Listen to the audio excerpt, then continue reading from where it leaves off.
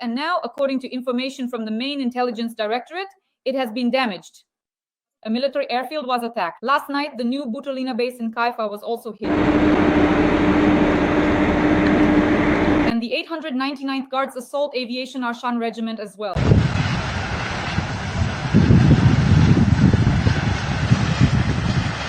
For several days in a row, military factories in Russia have been under attack. This time, the Tambov gunpowder plant in the city of Kotovsk was targeted. Damn, I can't keep up. Everything's on fire. Maybe it's the factory? The factory. Take a look, what's going on there? We're screwed. Last night, there was also a permanent deployment point for Russian militants in Maria, in the Kursk region. There was a permanent deployment point for one of the Russian airborne forces units, about a company in size.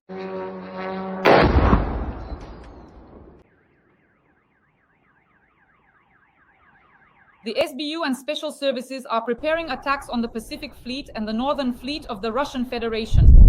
In Washington, Kursk wrote an article saying that the SBU and Ukrainian special services will continue special operations. We'll discuss all this with the well-known military analyst Roman Sviatan. Roman Grigorievich, welcome. Thank you. I wish you good health. Important information about the Black Sea Fleet submarine Kolpino, which for some reason is now damaged. This is reported by VCHK-GPU. Russia has only 3 submarines left in the Black Sea, so-called launchers, which can launch Caliber missiles from underwater. But if it is damaged, there really is some damage. Why? Because the General Staff has not yet confirmed it. That's why right now we're talking based on information from a Telegram channel. Once the General Staff confirms it, then we can say that as a minus, 1 more Caliber carrier can be counted as lost. But damaging a submarine in principle is possible in various ways. If it's reconnaissance, then it means either informants or external influence. That is, with the help of beacons, with the help of underwater torpedo devices. We have so-called underwater drones like the Taloka and the Morichka, which carry out combat missions. And of course, there's also the possibility of acting at the places where they surface. That is, submarines approach places like Novorossiysk, where they have specific docks and technical services, and damage could be inflicted there as well. That's why for us, damaging submarines is very important, because at the moment we can't really track them properly in the Black Sea. In other words, while we can see Russian surface ships well, if a submarine dives deep, it's very difficult to detect. Possible in principle, but it would require an entire operation, including aviation, by the way, to use special hydro buoys and other means to locate the sub. Sinking it is also very difficult, so the best option is to damage it while it's on the surface, and even better, in the Novorossiysk area. Why has Novorossiysk been waiting for our army to take action for so long? The intelligence services seem to have forgotten about the Novorossiysk direction, most likely because there's an oil terminal nearby, and right now the intelligence services are as afraid of anything related to Russian oil as they are of fire. In other words, Ukrainian intelligence services are quicker to steer clear of anything related to oil than the Russians themselves. So now, of course, the question is for our army. That is, our armed forces of Ukraine are not as tightly tied to certain power structures as the intelligence services are. They mostly serve those interests. Whereas the army is carrying out combat missions and understands for itself that if, for example, it doesn't destroy Russian submarines in Novorossiysk, even if that means hitting the Novorossiysk oil terminal as well, then eventually they themselves will end up dying. The intelligence services don't die. It's the soldiers on the front line who die, while the intelligence services, instead of destroying the hydrocarbon infrastructure under the sanctions of Maliuk and Budanov, just throw up their hands and say, oh, we couldn't do it, and so on and so forth. That's why the army now has to take on this issue. Destroying Russian hydrocarbon infrastructure, including the bases of Russian submarine forces. There are just too many questions. They are not fulfilling their direct official duties. Destroying Russian military facilities is the main task of the armed forces of Ukraine. To be honest, for the army, this is now the main task for Magyar. Specifically using long-range strike capabilities, mainly drones, to destroy, including the enemy's rear positions. The special services should be dealing with internal problems, and we have more than enough of those. They received a command not to strike at Russian oil and gas facilities. Of course, we are very grateful that they once lent a helping hand to the armed forces of Ukraine, but in the end, we need to focus on internal enemies and internal issues. This is regarding the special services. Magyar, believe me, will handle it. I think Magyar will send them in the direction of the Russian warship. Anyone who is told not to strike at military targets will be sent there as well. For example, the oil and gas sector and Russia itself are such internal issues. It's clear that they'll come up with something for the 12th offer. Congratulations. But right now, after the special services have shown themselves in a very bad light, really a very bad light, because they did not fulfill their direct official duties, did not arrest those in contact with the Russians, did not arrest the one who gave the order not to strike at Russian oil refineries. In other words, they did not accomplish their task. Let the special services deal with the army, because this time they've already shifted into the mode of the Ministry of Internal Affairs that is closer to that old Soviet school. So at least now let the armed forces of Ukraine do their job. All the more so, it's long past time for the special services to, let's put it mildly, reorient themselves. The main intelligence directorate should not be subordinate to the Minister of Defense, and even less so to civilians. The main intelligence directorate should be subordinate to the General Staff of the Armed Forces of Ukraine, and within it should be the same Special Operations Forces. In other words, it's a unified system, and there they should be focused on destroying Russian military targets, including the oil refining sector. The Security Service of Ukraine also should no longer exist. Why? Because, for example, engaging in political investigations for those in power, the so-called elites, we don't need that. This is a democratic country, after all, a European one, so all these KGB-style habits need to be completely eliminated. Those habits, I mean, and the SBU political investigators who are freed up should be sent to the armed forces of Ukraine as infantry. That would be the optimal solution. The only structure that should really remain is counterintelligence. But again, counterintelligence should be placed under the general staff. That is, it should be subordinated to the armed forces of Ukraine, and this will be the main intelligence directorate, which will include counterintelligence as part of it. That's it. We shouldn't have any more agencies. There shouldn't be an SBU. It simply shouldn't exist. The army should be focused on combat tasks. That is, systematic work to destroy the Russian military economy and Russian military facilities. This is the optimal solution for us. Right now, we can't afford to support intelligence agencies that, to put it mildly, aren't even catching mice inside the country, unlike us. Roman Igorovich, the Buturlinovka airfield has been attacked. The 899th Guards Assault Aviation Regiment, Arshan Regiment. There have been explosions, there is damage. Let's discuss this. Well, it's an assault regiment, so there are Su aircraft stationed there. Russian Su aircraft, a large number of them. We've hit Buturlinovka several times, but we haven't completely put it out of action. Well, in principle, to completely put any airfield out of action, for example, is difficult. It's practically impossible to disable an airfield unless you have the capability to approach closely, for example, with bombers dropping free-fall bombs, mainly bunker busters. Those are pretty effective bomb strikes. If that's not possible, then at most you can damage, especially if you're using drones, the airfield's technical equipment and any vehicles present, including Russian aircraft. I thought that within a couple of days, the general staff, after decoding the operational control data and analyzing the same satellite images obtained by our intelligence, would report the actual losses. But Buturlinovka is one of the tactical aviation airfields that will be destroyed if possible, at the very least. The only thing is, of course, now they realize that we are starting to reach even such distances, and they will begin to disperse their tactical aviation. What do we mean by tactical aviation? Roman Igorovich, we've just turned our attention to the systematic attacks on military airfields. In general, over just the past 15 days, targets of Russia's military-industrial complex have included 1 military space reconnaissance unit, 3 airfields, 13 enterprises connected to the defense industry, with an additional 4 attacked again within the month, and 3 more airfields with a focus on chemical plants and ammunition production. How do you assess this work? Is there anything in particular that you would highlight from the past 2 weeks? And here we can truly and wholeheartedly praise our incredibly dedicated army, because the vast majority of these impactful strikes are indeed the direct and effective work of our courageous military, specifically the highly capable armed forces of Ukraine. Mainly it's them, meaning the specialized drone units, the formidable air force responsible for crucial actions against the enemy navy. So they each have their own absolutely vital and distinct role in this ongoing and critical regard. Right now, as Modiar has clearly demonstrated, there is excellent management of the drone systems, meaning there is a certain amount of work happening within the command system itself. This is all precisely the systematic work of the army, which is targeting military facilities. And here, the key word is systematic work. Why? Because when it comes to special services, they swoop in, peck at something, move on, peck a bit more, show off, and then move on again. But the army, if it gets involved, does it slowly. Slowly, we come down from the mountain and take the whole Russian herd. That's how armies operate. That's why it's optimal when you have fully formed armed forces. No one else can do it better than them.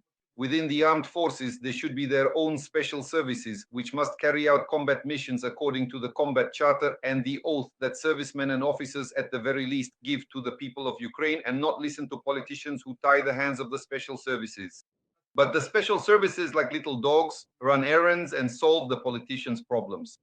That's not how the army works. The army can clean itself out thoroughly from top to bottom and even twist the heads off those politicians who work against it. So this was exactly a clear operation. The destruction of powder plants, the destruction of airfields, aircraft airfields, the destruction of production facilities, especially electronics. So in just a couple of weeks, we've talked about almost a dozen and a half, practically every other day, about a dozen and a half major significant Russian targets were destroyed. The only thing left now is to keep going, but forget about Maluk and Budanov's sanctions. And both Maluk and Budanov themselves, and about sanctions, they've already done their work on the oil refineries. Now we need to continue destroying Russia's hydrocarbon sector using the means of unmanned systems. This opportunity exists, and Magyar needs to prove himself. If even Magyar chickens out like the intelligence services did, then I guess it'll be up to us old guys to take care of this issue. Call up our friends and just burn down Russia's hydrocarbon industry from the inside, so to speak, from within Russia itself. Every voice matters. Join our community, support independent journalism and help us bring you the truth from Ukraine. Become a member of Ukraine Today. Join us now. Dear audience, please like this video. In the comments, write a few kind words in support of Ukraine and let us know where you're watching from. We work for an audience all over the world so that people know the truth about Russian aggression, about Russia's war against Ukraine. That's why every like, every comment, and every subscription from you is priceless. I'm grateful to you for this. Roman Grigorievich, last night, and actually for several days in a row, we have been attacking military factories in Russia. And right now, the Tambov gunpowder plant in the city of Kotovsk is under attack. What have we analyzed? So, the Tambov gunpowder plant produces nitrocellulose powders for all types of small arms and artillery weapons, including systems of various calibers used by ground forces, the Navy, and aviation. It is also the main supplier of armor-piercing subcaliber rounds for tank artillery. Roman Grigorievich, the floor is yours. Any gunpowder plant is very difficult to hit and completely put out of commission. At least it's practically impossible to do so with drones. So the fact that we managed to hit the Tambov gunpowder plant today, well, it's good that we hit it. But in reality, we didn't inflict any significant damage. Why? Because some of the workshops are underground. Any gunpowder plant, when it was designed back in the Soviet Union, was supposed to withstand a nuclear strike. How is any drone supposed to reach it? The only thing that can actually hit a gunpowder plant is a warhead of about half a ton, a tandem one, meaning it would have to break through the underground interior, get to the place where the gunpowder is actually produced, and detonate there. This is only possible with the use of either cruise missiles with a very long range, and at the moment we don't have any of those.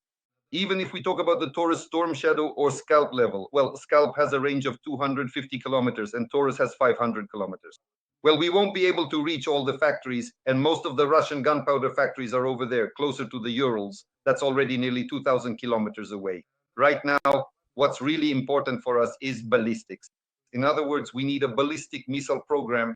And if it hasn't been launched yet, then the executive branch, which has been sitting there for 7 years and still hasn't started it, needs to be kicked into gear. Ballistics isn't about hitting targets 50 or 100 kilometers away like the Tochka U or even the HIMARS with their M30 and M31 rockets do now. It's about reaching 2,500 kilometers all the way to the Ural. That's where we need to reach. These are serious ballistic programs that were destroyed back in the day during Poroshenko's time, and then buried even deeper by the current government. So at this point, it's been 7 years that the executive branch has been in power, and we still don't have a single ballistic missile. Meanwhile, during this time, the Saudis used our facilities and their own money to produce the Chrome missiles and took them for themselves. So the capability exists, which means there was simply no will and no funding allocated for these programs. And this in its purest form during hostilities is Article 111, state treason. Why are all these people still not behind bars? Again, these are questions for the security services who are busy with God knows what, but not their actual job. So this is a major problem for us right now. But I think the security services will listen to us and finally start doing their job by identifying the shortcomings in the planned production of the ballistic program. Why? Because without ballistics, we definitely won't win this war. And what's more, the best and most interesting air defense for us right now is ballistic missiles, strange as that may sound. Because any strike on our territory, if we respond with a ballistic missile aimed at Moscow, at the Kremlin, and it's only 500 kilometers, we don't even need to reach the Urals. It's just 500 kilometers. How much is that? 5 to 10 minutes of flight time, basically, for a ballistic missile. And this was the optimal option, but all our authorities have simply ruined it in recent time. In other words, they didn't allow the possibility of striking Moscow in response to attacks on Kyiv, Kharkiv, Dnipro, Zaporizhzhia, Odessa, Mykolaiv, on Ukraine, basically. So there is a big question here. I'll repeat that once again. Well, as for the intelligence services, of course, there are no questions for them. They should be sent to the Ukrainian armed forces. That's already a lost cause. They're useless. But the question is for the executive branch, because if we don't replace the executive branch now, we'll never have ballistic missiles at all. And we'll fight to the last Ukrainian if we don't strike Moscow and don't destroy Russia's hydrocarbon. The best sanction is precisely the direct destruction of Russian oil refineries, Russian terminals, and Russia's gas and oil extraction industry. So this approach should be important, because here's a good point. Here we are talking about it. Yes, we reached Tambo. Yes, we set off some kind of fireworks there. But did we destroy the plant? No. Then what was the point of doing all this at all? Why did we simply waste drones that made it there? Lost a ton of drones and decoys on the way to Tambov. So why? Maybe it would have been easier to just hit Novoshakhtinsk, the Russian oil refinery in Novoshakhtinsk that specifically supplies diesel, gasoline, and aviation kerosene to the Russian army.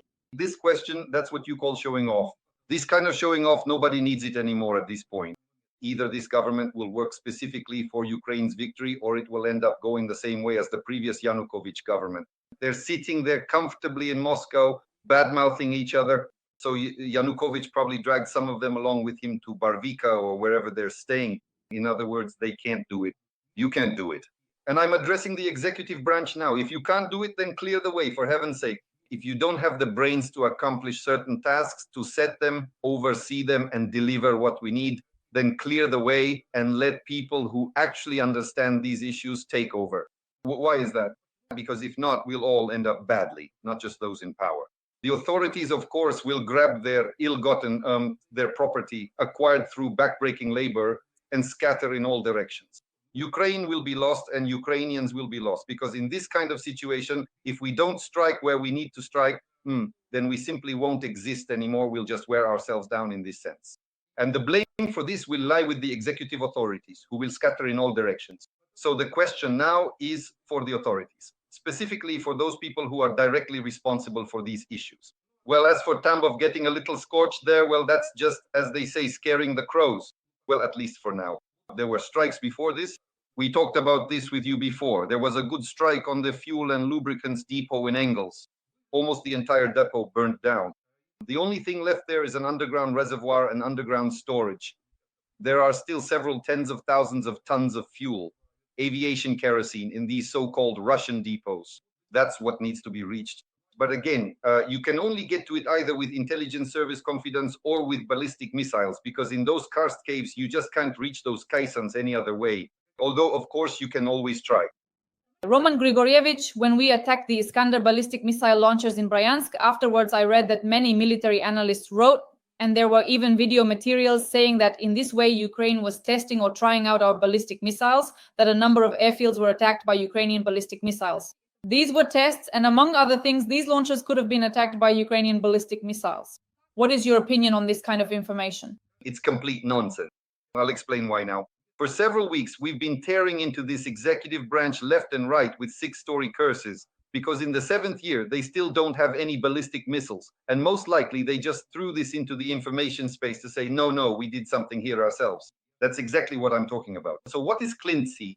It's 50 kilometers from our border. What kind of ballistic missile do we need for that? Klintsy is 50 kilometers away, and an M31 rocket launched from a HIMARS can reach there. Ballistics, well, you could say that's ballistics. No questions there. But what we need is a ballistic missile with a range of 500 kilometers to reach Moscow and a warhead of half a ton, not the kind of warhead that exploded in Klintsy. We all saw the information flow about that. There was no more than 50 kilograms of explosives there. So that's about a 90-kilogram warhead, the so-called M31 missile. What about our own ballistic missiles? Well, if you consider that HIMARS, are ours, and the M31 missiles are already ours if we've paid for them, then sure, no problem. That's our ballistics, just manufactured in America. That's why there are serious questions for the executive branch, especially when they try to pull the wool over our eyes, claiming they've already tested something somewhere. If they had really tested a true ballistic missile, at least in the way I'm describing, a half-ton warhead with a 500-kilometer range, then Moscow would already be burning. We would have already seen it. Lenin himself would be running around Red Square in shock in his underwear and a t-shirt shouting, "What are you doing? Have you lost your minds?" But obviously, that's not happening. Then there's all this nonsense, this executive branch of ours claiming that they're testing something somewhere. They could just as well be testing something in their own bathtub, doing who knows what. That's all they're capable of, nothing more. It's obvious. They're complete impotents. Roman Grigorievich, the permanent base of Russian militants in Marino-Kursk region, was attacked. According to military analysts, a permanent deployment point of one of the Russian airborne forces units is or was located there with a considerable number of personnel. We're expecting good news in the General Staff's report. What do you think? Well, the permanent bases of Russian paratroopers. Right now, by the way, there are some serious battles going on in Tetkino. Mostly it's either Crimean paratroopers or those from Ivanovo stationed there. So basically, they took all the men from Ivanovo, the city of brides, and told them, "Yeah, you'll be paratroopers." Well, all the girls from Ivanovo have already joined the LGBT community. What else are they supposed to do if all the men? So naturally, the permanent base, which is not far from Tetkino, that's Risk. And as we've often talked about strikes, it's mostly Risk. Lviv is on the right bank of the Seam. They're operating there. They've worked in Marinovka as well. It's the same story.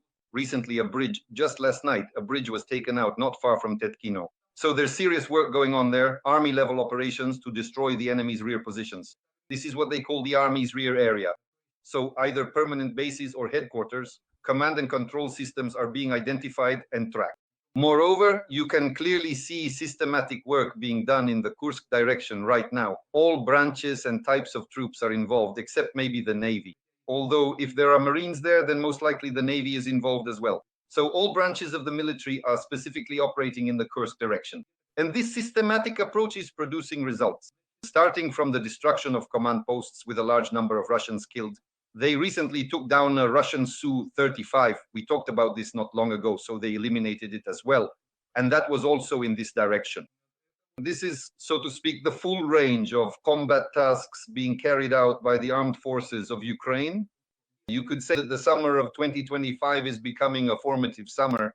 The Ukrainian army in its entirety. Now it's complete. Well, the only thing we don't have at the moment, the only thing is space capabilities. That is, we don't have so-called space forces. Although I think we'll get to that in due time as well, because we have practically everything else, from submarines to aviation. Kirill Budanov stated that the cooperation between Russia and North Korea is already having a direct impact on the war in Ukraine. In particular, the head of the GUR emphasized that Pyongyang is actively supplying Moscow with weapons and MLRS artillery systems. As an example of such cooperation, Budanov cited the North Korean ballistic missiles, KN-23 or HN-23. He noted that the first batch of these missiles used against Ukraine was of extremely poor quality, almost half exploded in the air or veered significantly off target. However, thanks to the help of the Russians, these missiles have been greatly improved. This is a direct result of the joint work of specialists from both regimes. And accordingly, this is causing great concern, Budanov said. Roman Hrihorovich, please. Budanov is absolutely right. At first, the task for the KN-23, which is a Korean missile, was simply to hit the planet, but they couldn't even manage that. The missiles exploded in the air. They couldn't even hit the planet. And then, when they started bringing these missiles into our theater of military operations, most likely Chinese and Russian engineers got involved, refined the missile, and now it's on par with, or even slightly surpasses, the Iskander. It can go, I believe, up to 200 kilometers farther than the Iskander, up to 700 kilometers. Some of its variants even have a warhead that's 150 kilograms heavier. So basically, the missile has become quite dangerous at this point after skilled specialists got involved in its production. They only got involved in the production of this missile a few months ago, or, well, let's say last year. Meanwhile, our authorities have been sitting around for 7 years and still can't create this missile, especially considering that we had already created it before, at least to recreate it. That is, even the same Grom 2, which we had and handed over to the Saudis. So they can't even manage that. Look at the North Korean donuts. They don't finish eating them, probably because they all go to Kim Jong-il since he's about to burst.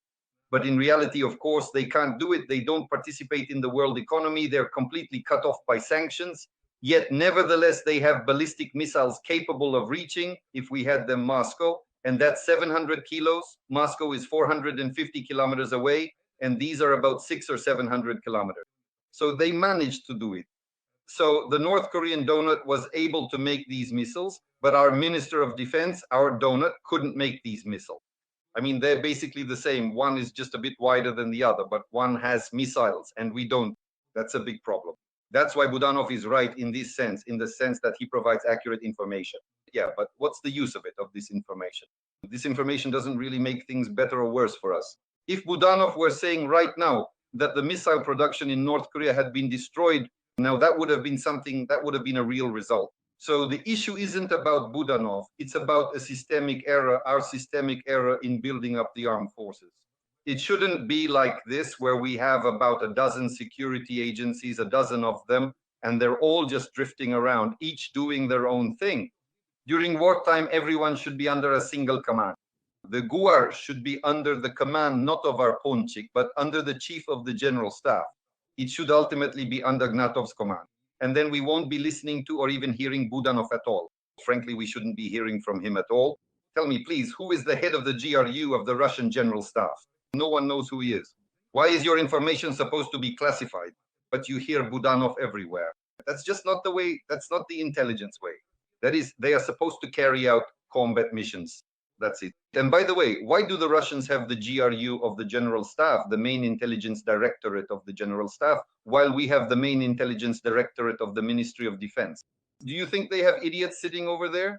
But here we've created a certain structure just to siphon off money and drift around aimlessly. That's what it's called.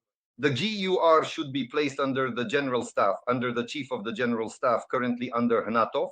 He'll quickly get their heads straight and assign them where they need to go and what they need to do. It's the same story with the security service, as I've already mentioned. Counterintelligence should go to the GUR and the Chief of the General Staff, and everyone else should be integrated into the armed forces of Ukraine. We don't need political surveillance in a democratic country. They run around with folders, making files on everyone. Who said what, who gave a dirty look to these office rats, and so on and so forth. That's their problem. At the very least, they're getting involved in things that aren't their business. But when it comes to North Korea, concrete decisions need to be made right now. It's not far away, really not far at all. Limit North Korea and Ukraine. Don't be shocked right now. The Far Eastern Ukrainian People's Republic borders North Korea along the Tonkaya and Tumanaya rivers. The Tumanaya River. That's why this issue needs to be addressed exactly where, for example, our intelligence should be working. Specifically, the re-establishment of the Far Eastern Ukrainian People's Republic and engaging in combat operations with the North Korean donut along the Tumanaya River. This should be our objective. We'll see, because anything can happen. Recently, the North Koreans had a ship land in the wrong place. Well, ships don't just fall for no reason. That's something to think about too. Dear audience, as always, please give this video a like. Write a few kind words in the comments to support the armed forces of Ukraine as well as Ukraine itself. We work for an audience all over the world so that they know the truth about Russian aggression. That's why every like, every subscription and every comment from you is invaluable. I will be grateful to you for all of this. Together with the well-known military analyst Roman Svitin, we work 3 times a week on my YouTube channel, Monday, Wednesday, and Friday. Roman Grigorievich, thank you very much.